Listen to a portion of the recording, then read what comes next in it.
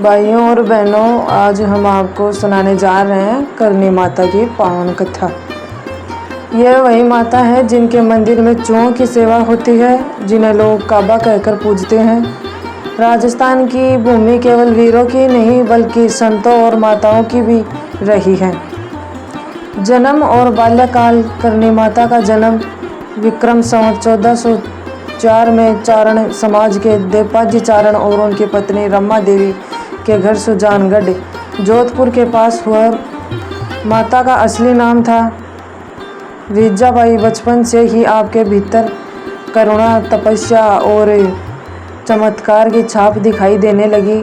जब गांव की बालिकाएं खेल कूद में व्यस्त रहती, तब रीजाबाई साधना और सेवा में मन लगाती। लोग समझने लगे थे कि यह साधारण बालिका नहीं, स्वयं शक्ति का अवतार है।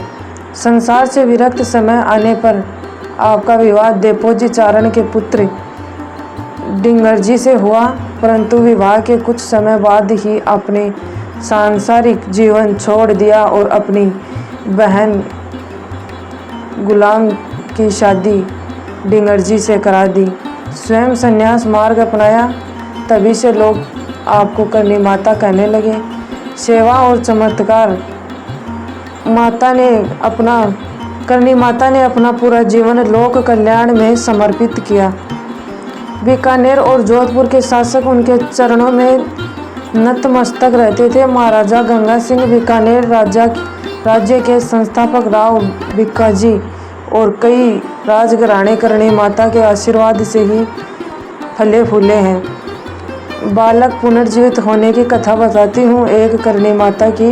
एक बार करणी माता के परिवार का एक बालक गंगानगर की झील में डूबकर मृत्यु को प्राप्त हो गया था। पूरा परिवार विलाप करने लगा।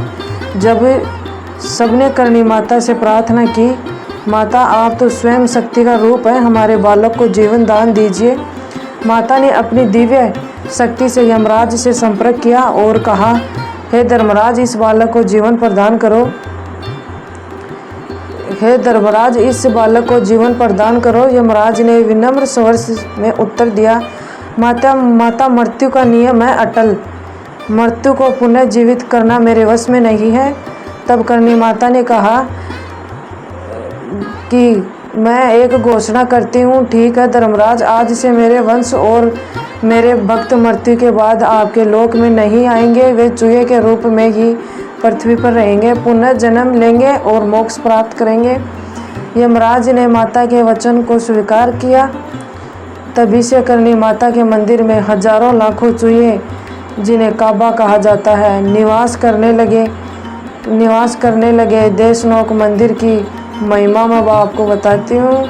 बीकानेर के पास देशनोक में करणी माता का प्रसिद्ध मंदिर है, जहाँ चूहों का मंदिर भी कहा जाता है, जिसे यहाँ छोटे बड़े लगभग 25,000 चूहे रहते हैं। भक्त मानते हैं कि ये सब करणी माता के परिवार और वंशजों की आत्माएं हैं। इन चूहों के दर्शन करना शुभ माना जाता है और यदि किसी को सफ़ेद चूहे के दर्शन हो जाएं तो समझो कि माता करणी स्वयं दर्शन दे रही है आपको। कहा जाता है यदि किसी भक्त से भूलवश कोई चूहा दब भी जाए तो मंदिर में उसकी मूर्ति चांदी का बनवाकर स्थापित करनी पड़ती है। भक्ति और विश्वास की बात बताती हूँ। भक्त करणी माता से मनोकामना लेकर आते हैं। कोई संतान की इच्छा करता है, कोई व्यापार में वृद्धि चाहता है, तो कोई जीवन में शांति चाहता है। माता सबकी सुनती है। राजस्थान के लोग तो कहते हैं जिस पर करणी माता की कृपा हो जाए उसके जीवन से संकट सदा के लिए दूर हो जाते हैं। करणी माता की एक अंतिम लीला मैं आपको बताती हूँ। वर्षों तक करणी माता ने लोक कल्याण का कार्य किया। जब समय आया तो बीकानेर के पास कोलायत क्षेत्र में आप समाधिस्थ हो गई। भक्त कहते हैं कि करणी माता आज भी जीवित है और अपने भक्तों की रक्षा करती है।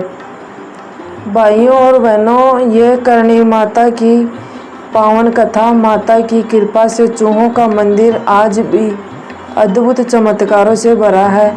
जो भी श्रद्धा से माता को याद करता है उसकी झोली खाली नहीं जाती। आइए हम सब मिलकर माता का स्मरण करते हैं। जय करणी माता की, जय करणी माता की।